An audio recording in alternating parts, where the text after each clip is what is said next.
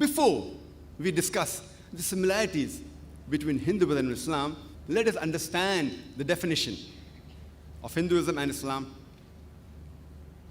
The word Hindu, it has a geographical significance and refers to the people living beyond the river Sindhu, or people living in the land watered by river Indus. And the historians, they say that this word Hindu was first used by the Persians who came into India through the northwestern passes of Himalaya.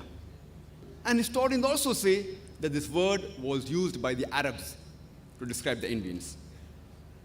According to the Encyclopedia of Religion and Ethics, volume number 6, reference number 699, it says that the word Hindu is nowhere mentioned in any of the Indian literature or Indian scriptures before the advent of Muslims to India.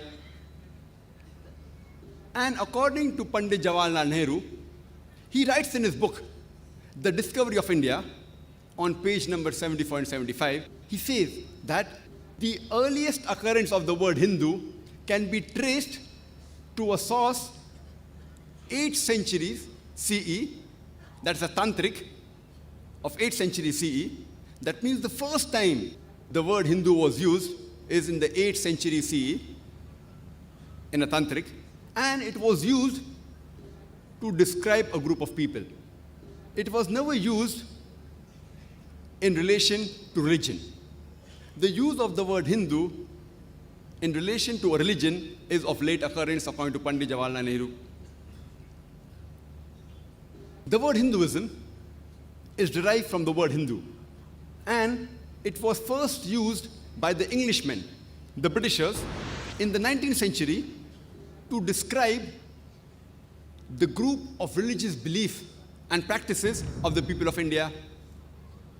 According to New Encyclopedia Britannica, volume number 20, reference number 581, it says that this word Hinduism was first used by the British writers in the year 1830 to describe the religious beliefs of the people of India.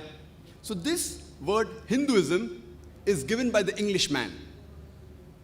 That's the reason the Hindu scholars, they say that Hinduism is a misnomer. The right word used should be the Sanatan Dharma, that means the eternal religion, or it should be called as the Vedic Dharma, that is the religion of the Vedas. And according to Swami Vivekananda, who's a great scholar of Hinduism, he too says that the word Hinduism is a misnomer. The right word should be a Vedantist, the follower of Vedas. So in short, the word Hindu has a geographical significance. Its usage in relation to religion is of late occurrence. And the word Hinduism is coined by the Englishman, which is nowhere to be found in any of the Indian scriptures earlier. It came into existence only lately. The Hindu scholars say the right word should be Sanatan Dharma, Vedic Dharma, or Vedantist, but all of these words are not to be found in the Hindu scriptures. Let us understand the meaning of the word Islam.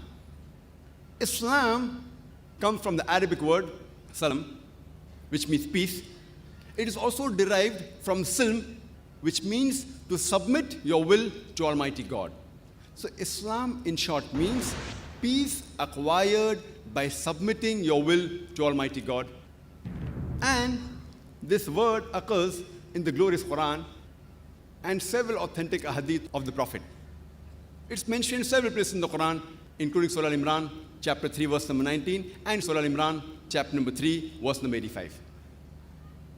The word Muslim means a person who submits his will to Almighty God.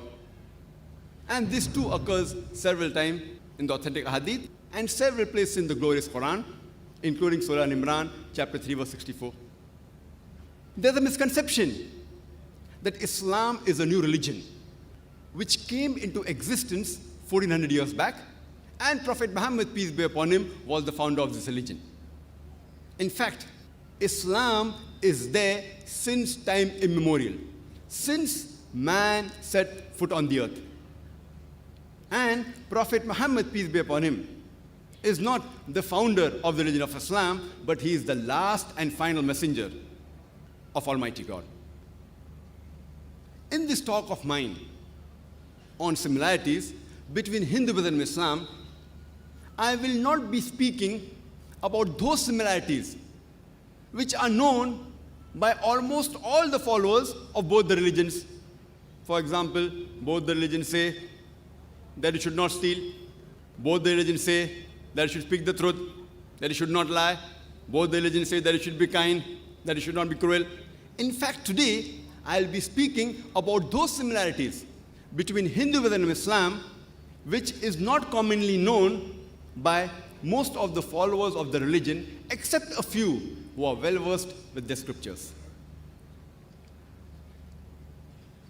So let us discuss the similarities between Hinduism and Islam. The glorious Quran says in Surah Baqarah, chapter number 2, verse number 177, it says, "It is not righteousness that you turn your face to the east or west, but it is righteousness that you believe in Allah, that you believe in the last day, that you believe in the angels, you believe in His books, and you believe in His messengers." There's a hadith mentioned in Sahih Muslim, volume number 1, in the book of Iman, chapter number 2, hadith number 6. A person approaches Prophet Muhammad, peace be upon him, and asks him, "What is Iman?" The Prophet replies that Iman is having faith in Allah, Almighty God, in His angels, in His books, in life after death, and in His messengers, and in destiny, in Qadar. So basically, there are 6 pillars of Iman in Islam. The first is believing in God. Number 2, in His angels. Number 3, in His books. Number 4, in His messengers.